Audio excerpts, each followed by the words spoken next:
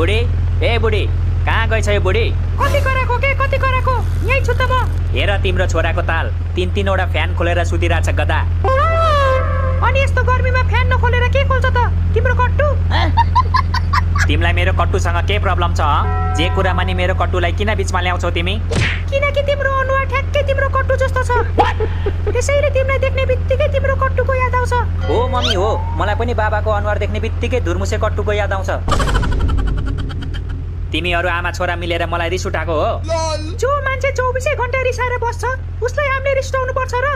यस्तो बुढी र यस्तो छोरा भएपछि म त के गौतम बुद्ध पनि रिसाउनुहुन्छ। तिम्रो त्यो गनाउने मुखले गौतम बुद्धको नाम नल्याऊ है। तिम्रो भन्दा सफाइ छ ल, अघि भर्खर ब्रस गरेको छु मैले। ब्रस गरेर मात्र हुन्छ, कुला गर्नु परेन? लौ, अनि ब्रस गरेपछि कुल्ला गर्दिन होला त? कस्तो कुरा गर्छ यार, यो गर्मीमा म मात्र होला भनेको त सबै पागल भइसकेछ।